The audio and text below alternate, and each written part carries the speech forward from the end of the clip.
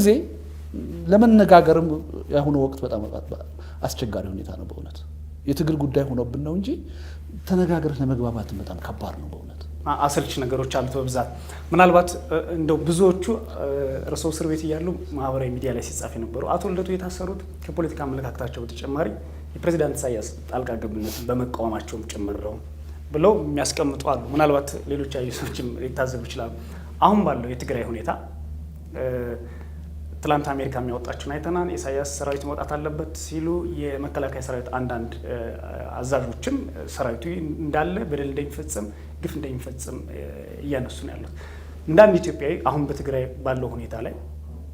ምንድነው የሚሰማውት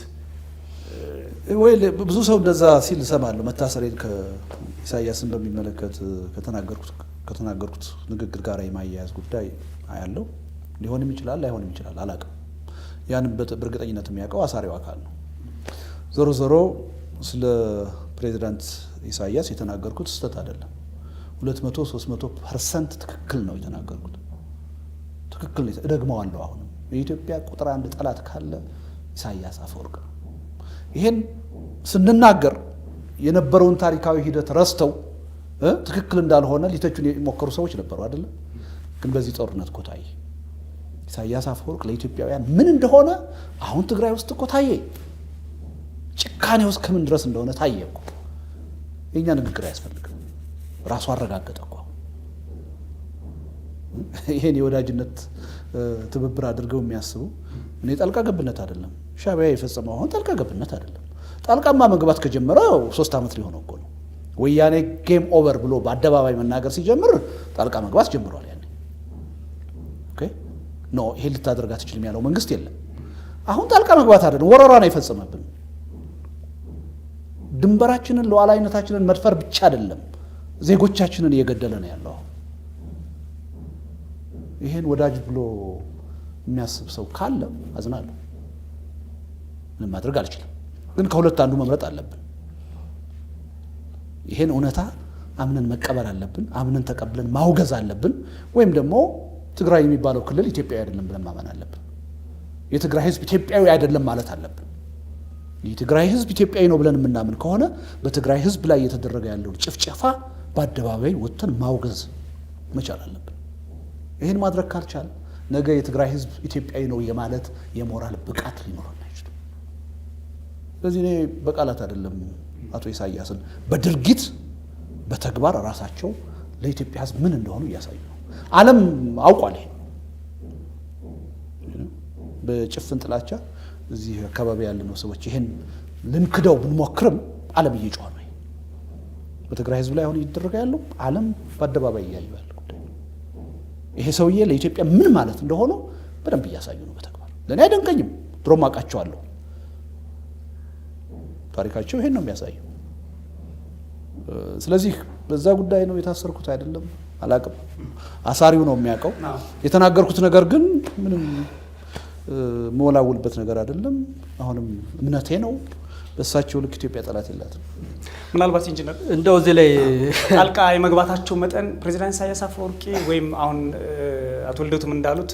የመጨፍጨፋቸው ወይም የወረራ የመፈጸማቸው እድል ይህን ያህል ይሆናል ብሎ ያስቡ ነበር አንድ ትንሽ ለየት ያለ ነገር እንትን ብሎኛል እኔ ማለት ኢሳያስን ሳስባቸው ይሄ አግራንዳይዝመንት አይደለም አገሯ ትንሹና አንሳቸው በልካቸው አልሆኑ ብላ እሳቸው ትልቁ ነው ይሄ ዋን አፕማን ሳይኮሎጂ ያላቸው ቅጽፈቱን ሁሉ የሚጸየፉ ግን እኔ ትልቅ ነኝ ፖለቲካ አዋቂ ነኝ እና ይሄ የትልቅነት በሽታ አገር ፈጥሬ ያለው የፈለኩትን በቀጠናው ማረግ ሰው ነኝ የሚሉ አይነት ስነ ልቦና ያላቸው ሰው እና ያ ደግሞ የዶክተር አብይ አታላይ ሂዩሚሊቲ እና የሳቸው ሳይኮሎጂ ተስማምቶ ይሄደ ነበር የሚመስለኝ ሰማው እውነትነት ቢኖረውም ግን ኢሳያስ በዚህ ደረጃ ስኬርድ ሜንታሊቲ ያለውና ኢቪል እንትን በጣም የምንድነው ችጋራ ማይንድ ያላቸው ሰው መሆኑን አላውቅም ነበር ይሄ ማንኪያ ምናምን ትንሽ ነገር ሁሉ የሚሰርቅ አብሮ የኖረውን ህዝብ አብሮ የታገላቸው ሰዎች ላይ ቱ ዚስ ሌቭል ኢቪል የሚያደርግ ሰው አድርጌ አላየሁም ነበር ይሄ ከትልቅነት የመጣ ይሄ በዲፕሎማሲው በስማርትነሱ ህዋት ስለበለጠው ከርቴን ስላደረገበት መንገዱን በዛ ደረጃ በፉክክር ደረጃ ያለ እንጂ ቱ ዚስ ሌቭል ወርዶ ግን ህዝብን በዚህ ደረጃ ማሰቃየት ዝርፊያን በዚህ ደረጃ ኢንስቲቱሽናላይዝድ በሆነ ሁኔታ ኮማንድ ባለው ሁኔታ ሲፈጽም ግን አይወዝ ስለ ሰውየው ያለኝ እንትን የተሳሳተ ነበር ማለት በጣም ስኬርድ የሆነ ችጋራም ማይንድ ያለው እና ሰቀቀን የገባ መንግስት መሆኑን የዛ መንግስት አላይም ነበር። ትንሽ ሀገርም ቢሆን ድሃም ቢሆን ትልቅነት የሚመኝ አርጋው ግን እኔ አስመራን ሂጄ አይቻለሁ አየህ እና ዛቶዝ የኔ ፕሬዝዳንት ኢሳይያስ ሌላ ባዕድ ለሚሉት ህዝብ ሳይሆን ለኤርትራ ህዝብ ያደረጉትን በአካል አይቻለሁ እና ምንም እኔ ያ እንዳለ ሆኖ ግን በዛ በዚህ በእኛ በኩል ያለው ግንኙነት ቅድም ልደቱም እንዳለው ይሄ ከጣልቃ ገብነት ከአላይነት ያለፈ ስራ ሲሆን የኛ ሰዎችም ራሳቸው በጣም ደካማ አመራርና በዛ ዙሪያ የተሰበሰቡ ሰዎች ሁሉ አንድ እርምጃ ፈቅ ብለው ማየት የማይችሉ ሰዎች መሆናቸውን እኔ በኢትዮጵያ ፖለቲካ አረና ውስጥ በልምድም በእድሜም ማነስ ያልኩ ሰው ነኝ። እኔ እንደው ሁለተኛው ሰርክል ውስጥ ባለው ነው ልደቱ አሉ ከዛ ተላለቁት እና በዚህ ደረጃ ደካማ ይሆናሉ ብዬ ግን አስቤ አላቅም ነው ሾርት ተርም ፖለቲካል አላይ መፍጠርንና አጠቃላይ ያገርን ህልውና በሚፈታተን ደረጃ ላይ ህወሓት ብልጽግና ሻዕቢያ ፉክክር ወዳጅነትም ጸብም ቢኖራቸውም ግን ይሄ በብሔረሰብ ትግል በመሆኑ ህወሓት የትግራይን ህዝብ ለማሰለፍ ያደረገው የትግራይ ህዝብ ህወሓት የዘር ድርጅት በሆነ ሾርት ተርም በሆነ የትግራይን ህዝብ ተጠቃሚ ምን አድርጎ የማየት ምናምን በስሜት ውስጥ ያለውን የህዝቡን ኢሚዲየት ስሜት ረዳለሁ። ግን ይሄ ርቆ መሪ ነኝ የሚል ሰው ይሄንን እንደ ዘላቂ እውነት ወስዶ እንዲህ አይነት አቋም ሲወሰድ እንደዚህ ናቸው መሪ መሆን የሚችሉት ሪሊ ሀገር መምራት እንደዚህ ነው። ይሄ እኮ ነገ አይኖርም እኮ ይሄ ስሜት ይሄ ምናምን ታሪክ ይሆናል። ህወሓትም ያልፋል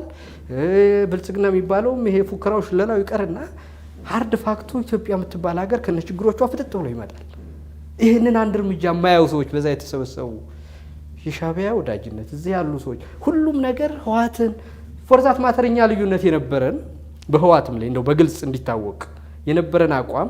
ህወሓት ከጊዜ ወደ ጊዜ ከኢትዮ ኤርትራ ጦርነት ጀምሮ ከድርጅቱ መከፈል ጀምሮ ከመለስ ሞት ጀምሮ እየተዳከመ ያለ ድርጅት ስለሆነ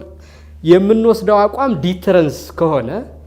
ህወሓት ማዕከላዊ መንግስቱን በመያዙ ምንም ነገር ሙጭጭ አድርጎ በመያዙ ኢንተለጀንሲውንም ወታደሩንም ቢሮክራሲውንም በመያዙ ነው እንጂ በአቅም አሸንፎን ስላደለ ከዛ እየገለለልን እግዚአብሔር ከሄደ ልኩን እያገኘ ኢትዮጵያ ወደዚህ ትሄዳለች ብለን እንጂ የህወሓት ወዳጁንን አይደለም። እነሱ ህወሓት እናጠፋለን ሲሉ ለኢትዮጵያ ያመጡትን ችግር አየን እኮ አሁን ቀስ ብለን እየተሸጋገር ብንሄድ ደጋግሜ እናገረዋለሁ። የደብረ ጽዮን ሐሳብ እኛን ሐሳብ ይበልጠኛል ወይም ሐሳቦቹ ያስቸግሩኛል ብዬ ነው ጠረጴዛ ላይ ለመነጋገር ምፈራው። ድሮም ቢያሉን እኮ ጠመንጃውን ይዘናል አሸንፈናል ደህንነቱ አለን ምን ዞር በሉ ማንና ማን ተጣላ እያሉ ነበር።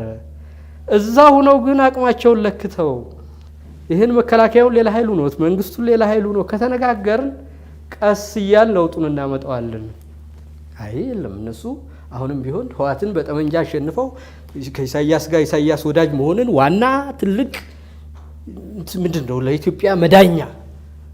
እና ትልቅ ስትራቴጂ አድርገው ያንን ነገር ኮርነር ሲደረግ የሆነው ነገር ሁሉ ሆነ። አሁን እንግዲህ ህወሓትም ሄዷል። ይሄንን ረሃብ ይሄንን ዓለም አቀፍ ችግር ይሄን ኢትዮጵያን ቀውስ አሸክሞ ነው በመጠፋፋት እዚህ ላይ ነው ያለውና ይሄንን ፖሊሲ ነው የመረጡት ሰዎቹ።